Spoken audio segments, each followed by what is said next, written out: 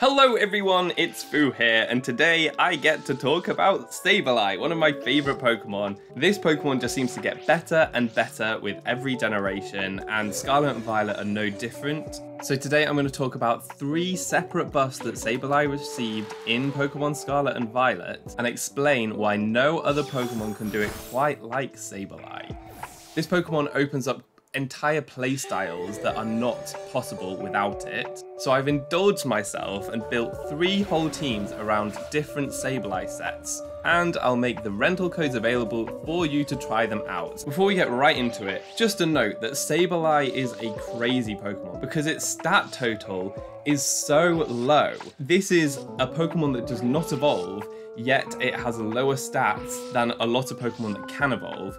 And despite that, it still has competitive relevance, and that's mainly due to its pretty good typing. Ghost Dark only has 1 weakness in Fairy, and it's immune to common moves like Fake Out, and also Prankster Taunt. So for a utility Pokemon, that's really great for Sableye. And also, of course, its Prankster ability, giving all of its status moves increased priority, so it moves first, which is really, really fantastic. So despite its really low base stat total, this Pokemon punches way above its weight, and that's one of the reasons why I love it so much. So the first buff that I want to talk about is that Sableye in Scarlet and Violet newly got access to Reflect and Light Screen. These moves reduce the incoming damage from your opponent, so it's really great support for your team. And with its Prankster ability, these screens go up right before the opponent attacks, so you get that damage mitigation right at the beginning of the battle. Sableye is not the only Pokemon with Prankster screens. We do also have Klefki and Grimmsnarl, but Sableye sets itself apart from the other 2 because of 2 reasons. The first being its really good utility move pool that the other 2 don't get access to, all of these different moves. Like,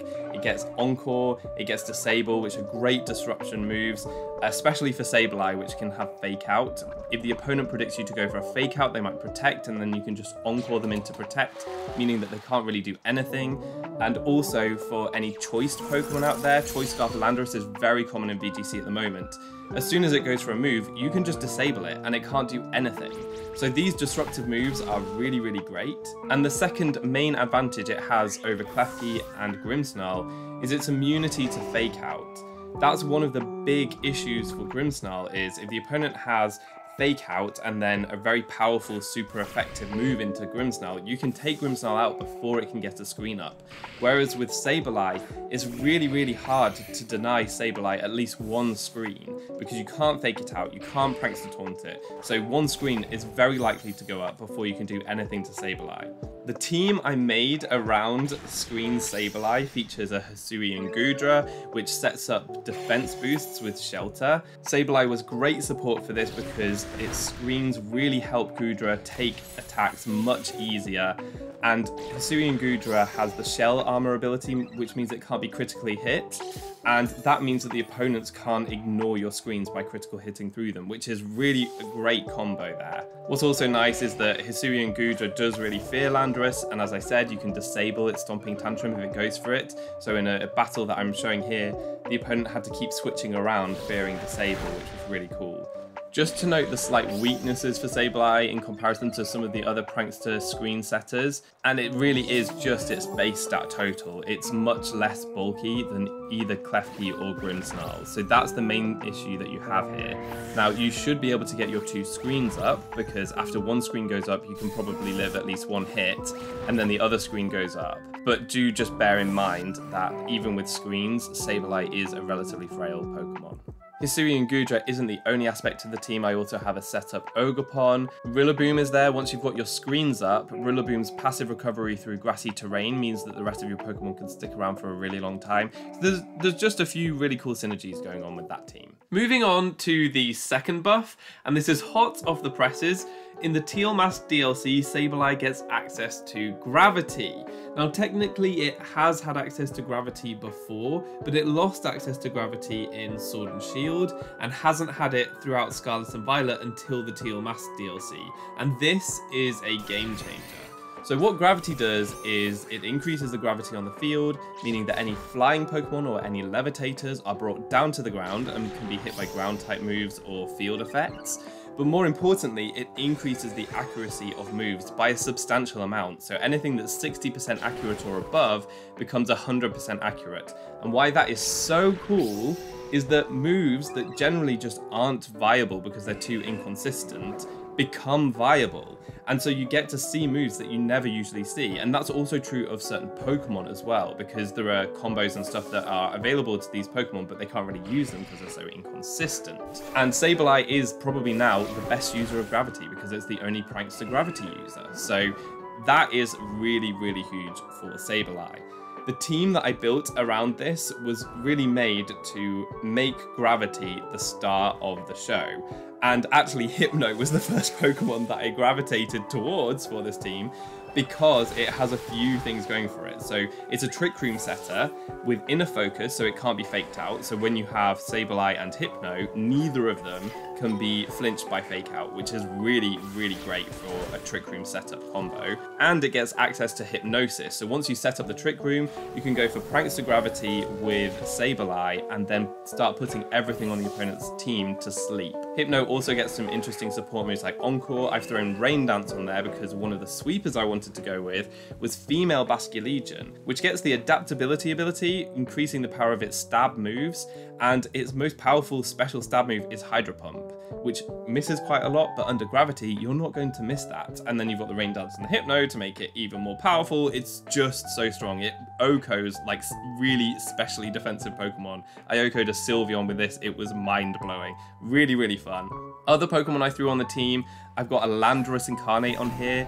Really loves the Gravity because its Sandsteer Storm move hits both of the opponents, but it's only 80% accuracy. So it benefits from the accuracy boost, but it's also a ground type move. So you can start to hit flying types under Gravity as well. So there aren't really any immunities to Sandsteer Storm either.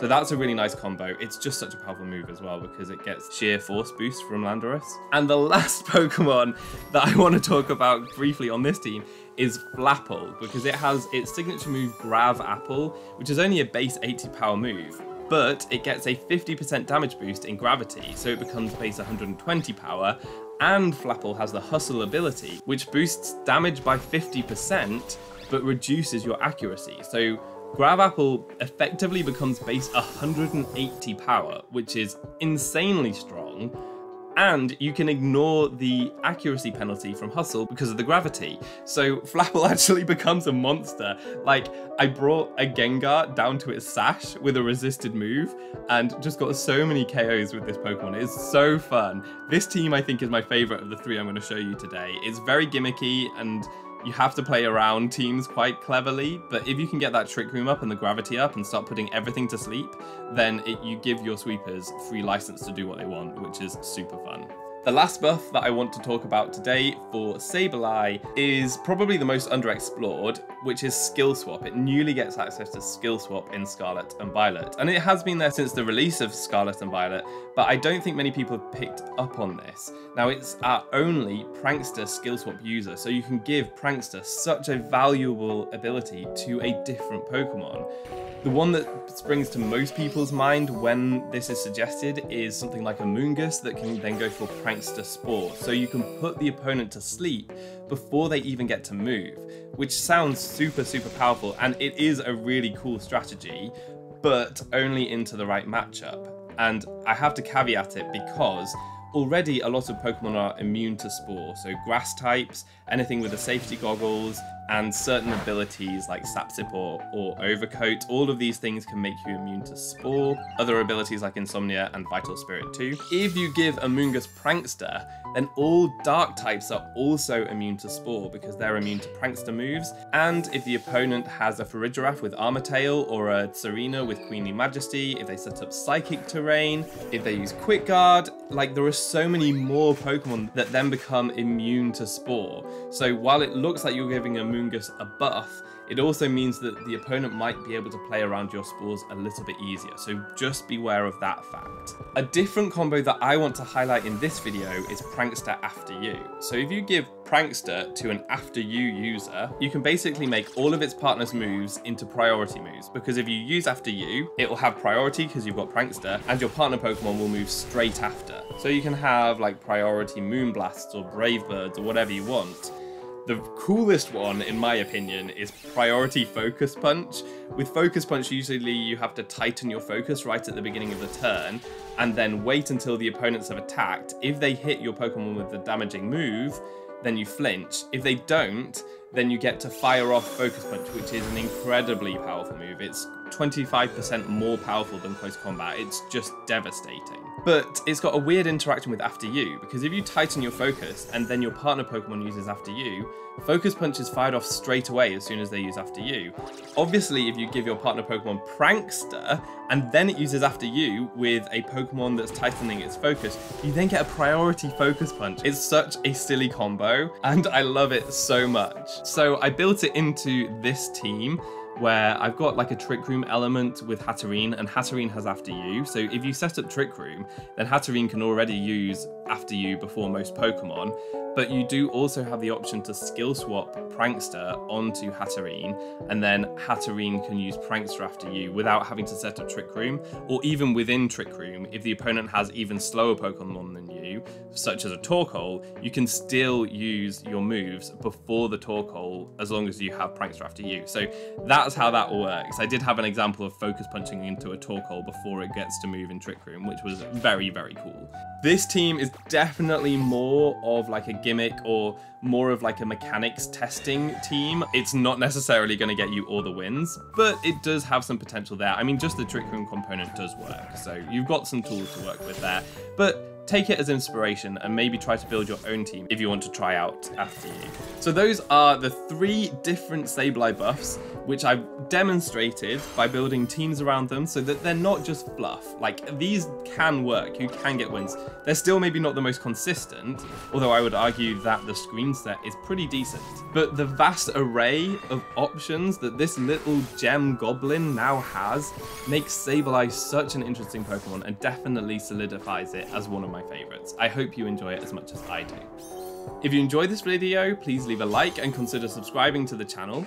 All that's left to be said is I've been Foo, you've been awesome, and hopefully see you next time. Goodbye!